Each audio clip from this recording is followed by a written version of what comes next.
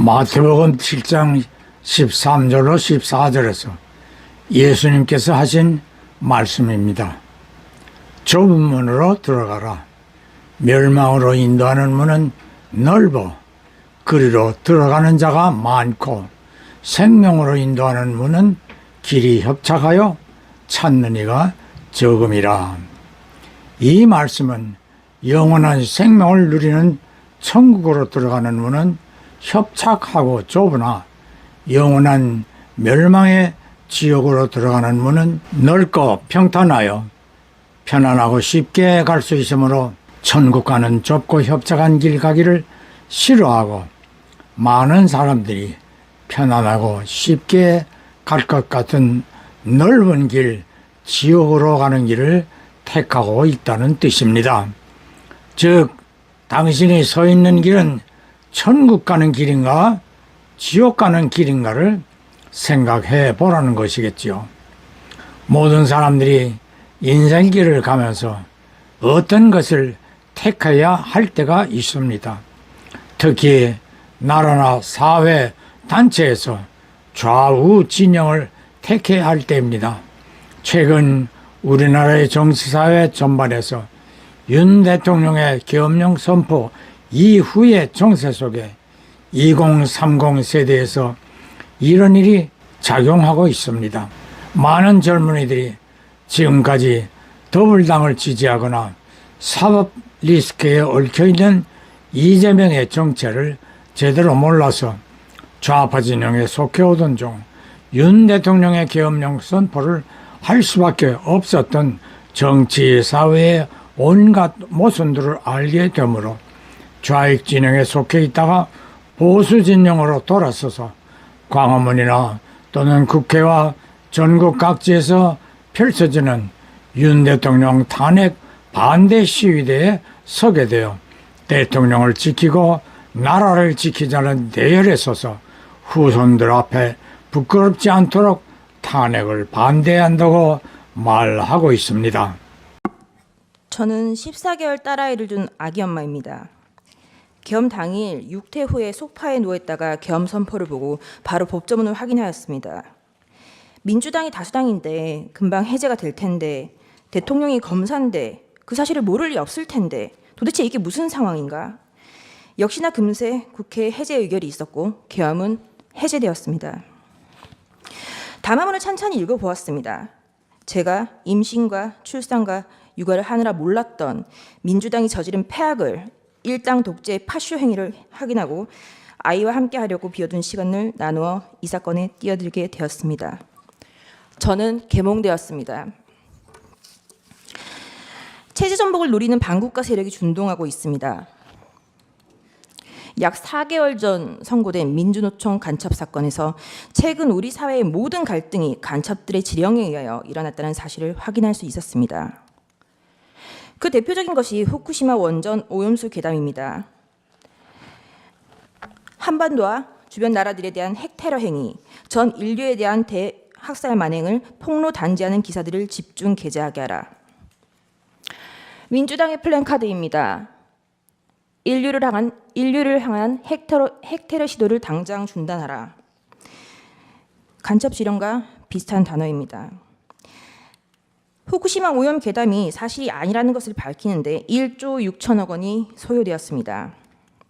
1조 6천억 원은 민주당이 삭감한 대왕고래 프로젝트 497억 30번, 민주당이 삭감한 민생범죄 수사 특활비 특경비 587억 27년치, 민주당이 삭감한 아이들보험 지원 사업 384억 40년치, 민주당이 삭감한 전공의 지원 예산 931억 17년치입니다. 윤석열 대통령은 2022년 3월 9일 당선되었습니다. 간첩들은 대선 후보 시절부터 윤석열 놈에게 공격의 화살을 집중하라고 하였습니다. 또한 공정, 기회, 새로운 변화로 청년들이 보수화되는 것을 막고 진보 민주개혁 세력의 역량상 우세를 보장하도록 조직 사업을 하라고 지령을 내렸습니다.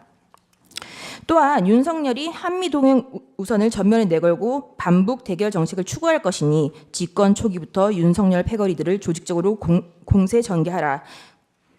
그리고 윤석열 논과 일가 족속, 측근들의 정치 추문을 집요하게 압박 공세를 강화하라고, 제2의 촛불항쟁 때와 같은 윤석열 탄핵투쟁의 불씨를 지펴올리라고 지령을 내렸습니다. 이에 따라 비상계엄 전까지 약 178회에 달하는 윤석열 퇴진 탄핵 집회를 열었습니다. 이 사건 계엄을 내란죄로 고발한 자는 민주노총 위원장이었습니다. 그리고 2025년 2월 21일 며칠 전 이재명은 민주노총을 찾아가 민주노총은 탄핵 사태 때 가장 큰 역할을 하였다고 감사 인사를 하였습니다. 간첩들은 국회 진입에도 적극 개입하였습니다. 진보당과 연대하라. 정의당의 당 지도부를 장악하도록 밀어주라. 민주당은 자신들에게 국민이 부여한 대정부 견제권이라는 것을 앞세워 지금까지 총 29차례의 탄핵을 발의하였습니다. 계엄 전까지 22차례, 계엄 이후 22일 동안 7차례, 수사 방해를 위하여 검사에 대한 14차례, 언론 장악을 위하여 방송통신위원장 등의 6차례의 탄핵을 발의하였습니다. 지금까지 단 한 차례의 인용은 없었습니다. 2024년 12월 3일 비상계엄을 선포하였습니다. 반국가 세력의 사회 장악, 민주당의 언론 장악 시도, 입법 폭거, 사법 업무의 마비, 삼권 분립 원칙의 몰각, 헌법기관인 감사원의 독립성까지 좌지우지하려는 일당 독재의 파쇼행이 대하여 국민들에게 현재의 상황을 알리기 위한 대국민 호소의 계엄을 선포하였습니다. 그럼에도 민주당은 멈추지 않았습니다. 결국 2024년 12월 5일 검사 최재훈, 이창수, 조상원에 대한 탄핵을 가결하였습니다. 그리고 감사원장 최재해에 대해서도 탄핵을 가결하였습니다. 감사원장의 탄핵 사유는 구체적으로 특정되지조차 않았고 검사 3인에 대한 탄핵소추 사유도 모호하다고 지적을 받았습니다. 2024년 12월 4일 피청구인에 대하여 1차 탄핵을 발의하였고 그 사유 중 일부는 중국, 러시아를 적대시하고 일본 중심의 기한 외교정책을 고집한다라는 것이었습니다. 2024년 12월 7일 4시간이 넘게 기다렸으나 정족수가 미달되었고 민주당은 계속하여 이상민 행안부 장관, 박성재 법무부 장관, 김영현 국방부 장관, 조지호 경찰청장에 대하여 탄핵 소추를 발의, 결국 이상민 장관은 사임하였습니다. 대통령에 대한 탄핵이 쉬이 이루어질 것 같지 않자 한동훈에 대한 체포설, 정치인에 대한 체포설, 판사에 대한 체포설이 난무하기 시작하였습니다. 2024년 12월 12일 대통령에 대한 두 번째 탄핵 소추가 발의되었습니다. 그리고 체포설만 가지고 부족하자 2024년 12월 13일 김어준이 한동훈에 대한 사살설을 터뜨렸습니다. 우리는 모두 이 뉴스가 이제는 가짜인 것을 압니다. 결국 2024년 12월 14일 대통령에 대한 탄핵소추가 가결되었고 헌법재판관이 임명하지 않는다는 이유로 한덕수 국무총리를 탄핵하였습니다. 그리고 최상목 권한대대행에 대하여 각종 사유로 탄핵 카드를 꺼내고 있는 것을 국민 여러분들은 지켜보고 있을 것입니다. 부끄러움을 모르는 자들은 민주당 노종면 원내대변인은 2024년 12월 23일 국무위원 총 16명 중 5명만 더 탄핵하면 국무회의 의결을 못하니 법안이 자동으로 발효된다라는 발언을 하기도 하였습니다. 또한 민주당은 2025년 2월 20일 헌법재판관의 후임자가 임명되지 못하는 경우 기존 재판관의 임기를 자동으로 연장하는 내용의 법안을 발의하였습니다. 헌법재판관의 임기는 6년으로 헌법 제112조 제1항에 명시적으로 규정하고 있습니다. 도대체 누가 국헌을 문란하게 하고 있는 것인지 묻고 싶습니다. 이상입니다. 14개월 딸아이의 엄마로 육아에 여념이 없던 김계리 변호사는 윤 대통령의 계엄령 선포와 몇 시간 안 되어 국회의 해제 의결에 따라 계엄령을 해제한 윤 대통령이 민주당의 극에 달한 국회 횡포 때문에 국정이 마비될 지경이라 부득이 계엄령을 선포하였다는 대국민 담화를 보고 거대 야당의 온갖 술수를 알게 되어 계엄령으로 정치사회를 바라보게 되었다며 국민을 일깨워준 윤 대통령의 계몽령이었다고 평하면서 자진하여 윤 대통령의 변호인단에 합류하였다는 헌법재판소에서의 변론을 들어보았습니다. 바로 2030 젊은이들과 같은 대통령의 국민 계몽령이라는 반응을 보여주었습니다. 열왕기상 18장에서 엘리야 선지자는 아합 왕의 바알과 아세라 우상을 숭배하는 선지자 850명과 누가 하나님 편에 서 있는지를 하나님께 제사를 드려 그에 대한 응답을 보고 결정하자면서 이스라엘 백성들에게 어느 때까지 머뭇거릴 것인가 책망하며 하나님 편에 서라고 종용하고 제단을 수축하고 도랑을 만들어 물을 흘려 부었습니다.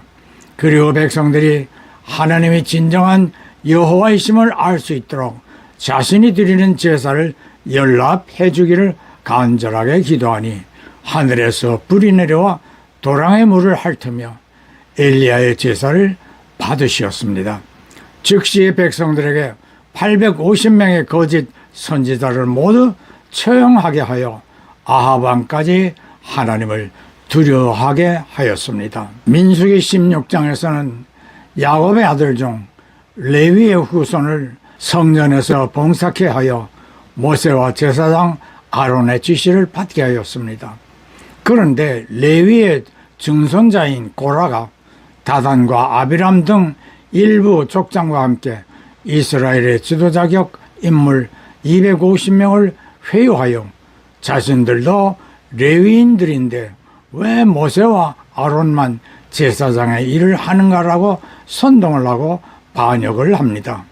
이에 모세는 하나님께 기도하고 저들에게 향로에 불을 담아 아론의 향로와 같이 하나님 앞에 드려서 누구의 것을 하나님께서 연락하시는지 알아보자고 하여 그렇게 진행하니 아론의 향로불만 하나님께서 받으셨습니다.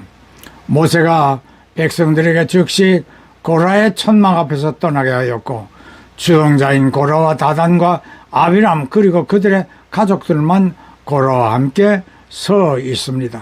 갑자기 땅이 갈라지며 저들은 모두 땅속으로 떨어져 죽음을 당하였습니다. 사랑하는 성도 형제 자매 여러분, 250명의 지도자들은 고라의 선동에 넘어가 저들과 함께 반역을 하였지만 하나님은 저들 모두를 동일하게 처형하였습니다. 엊그제 윤 대통령이 헌재에서 1시간이 넘게 최후 변론을 하자 이를 시청한 수많은 보수국민들이 대통령의 진심을 다시 한번 읽게 되었습니다.